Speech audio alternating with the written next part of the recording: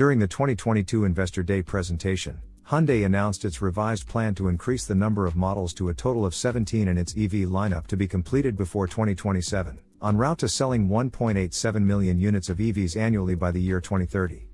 This, however, is only for Hyundai branded products, and for its Genesis luxury brand, it has a separate plan of completing a lineup comprised of 6 EV models, including 4 SUVs and 2 sedans by 2030. Genesis is going to be releasing only the battery electric and hydrogen fuel cell electric vehicles from 2025, and by the year 2030, it's becoming an exclusive EV company. So as a company that's going to sell only EVs, these 6 models ought to be darn good.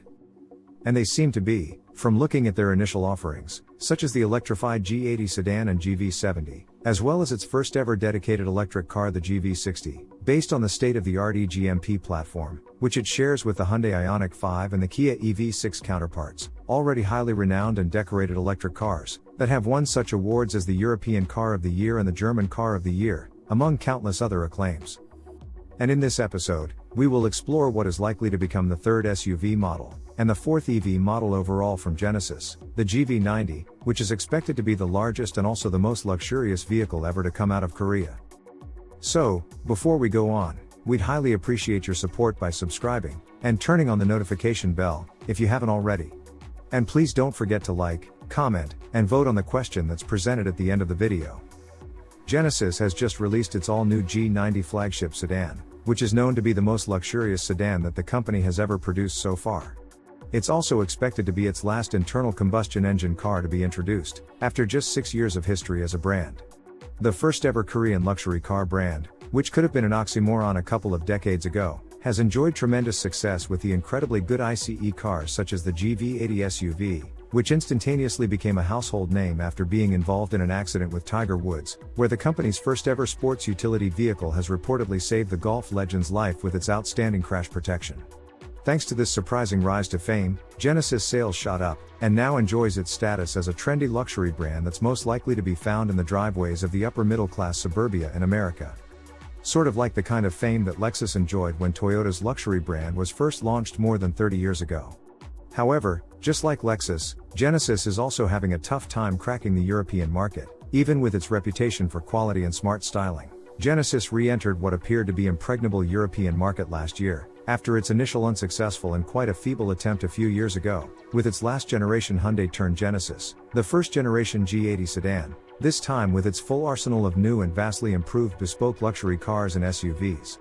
It even launched its first ever Europe-exclusive G70 shooting brake to cater to European tastes that favor hatchbacks and station wagons, with the entirely new boutique-style sales concept, including the personalized concierge service that puts even the most exclusive brands to shame.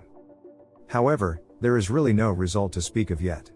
In its first year, Genesis sold only 522 units between 5 models, which is even less than that of Rolls-Royce at 613 units and just above Cadillac at 513 units. This dismal result, even for a new brand, is not surprising, as the Europeans' loyalty to established brands such as Mercedes-Benz, BMW, and Audi is rock solid, and no single instance was ever logged in the automotive history that a non-European luxury brand has attained any level of significant success. Except for one, that is Tesla, not really a luxury brand in reality but enjoys a similar association due to its high prices and exclusivity, is really the only exception. Just like everywhere else, Tesla electric vehicles are tremendously popular in Europe, even with their high prices and reported quality issues.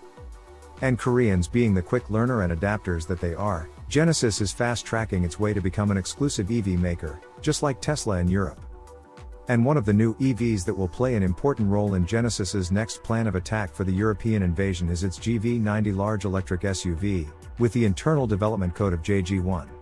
Although it's likely that products like GV60 will be the sales leader to combat the likes of the Tesla Model 3 and Model Y for the top sales spot, it's expected that GV90 is the product that will make the Genesis brand a household name in Europe, when it's introduced as one of the most extravagant EVs in the world. Expected to be the most expensive and the most luxurious car ever to hail from Korea, the GV90 will be a sight to behold, perfectly capable of taking on any large ultra-luxurious SUVs such as the Range Rover SV Autobiography, that fills the streets of the glitziest part of European cities.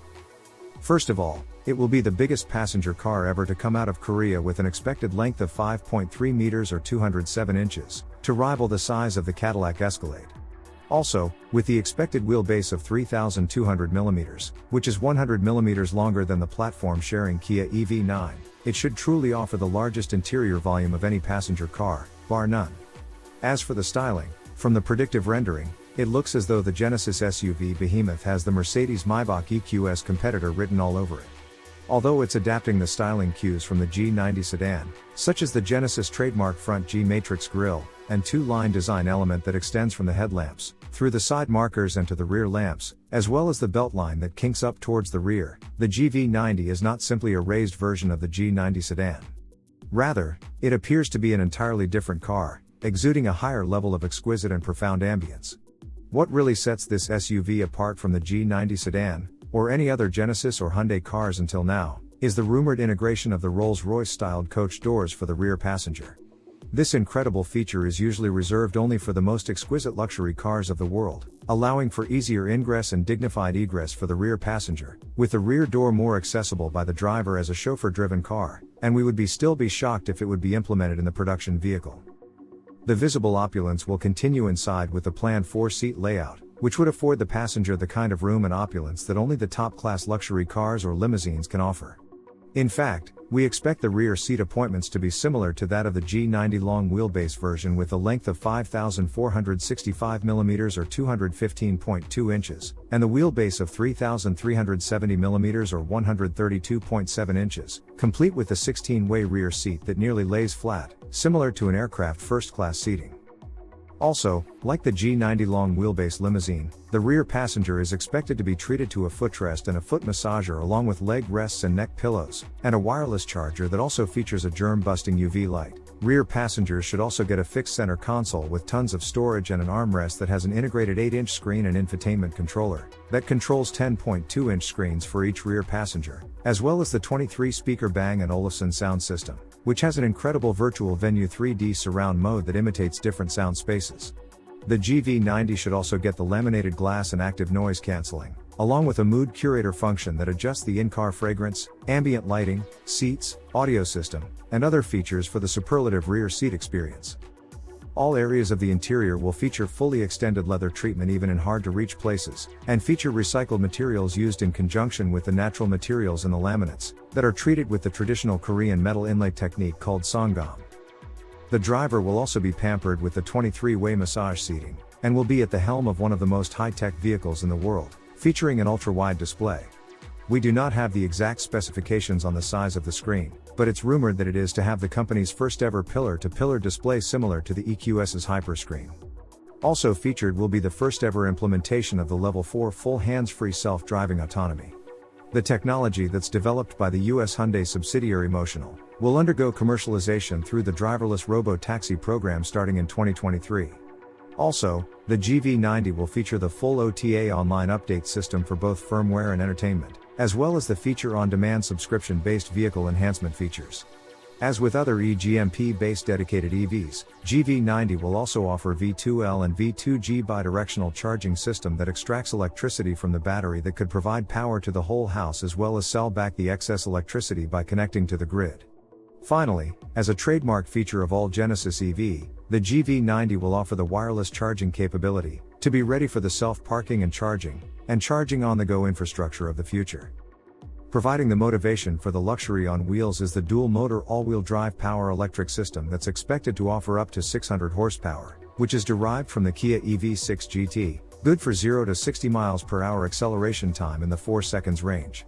And when paired with the 100 kWh lithium-ion battery, the expected range is estimated to be 400 miles or 650 kilometers, which is average for an EV of this caliber. But with its 800-volt charging architecture, the GV90 will certainly be the fastest charging vehicle with a charge time of under 20 minutes, 10 to 80%, and requiring only 6 minutes to attain 100 kilometers or 62 miles of instant range. The expected launch date of the Maybach fighting GV90 will be 2024 to 2025 at the price of only half of the German competitor at around $100,000, making it the most expensive car ever to be produced by the Korean automaker. As for the end of the video question, do you feel that Koreans have earned enough credibility to compete with the likes of the most expensive Range Rovers or even Maybach, or do you think it's still premature? Please vote and share your views by clicking on the link in the comment section below or in the description. Thanks for watching AutoVision, your best source for the fastest Korean car news and rumors.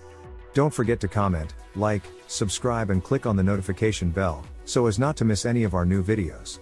It would help the channel greatly if you could view our videos as soon as they are uploaded, and watch them all the way until the end, which would help to reach more people. Also, to support our channel even further, please join our membership and enjoy the exclusive content and preview of the upcoming episodes.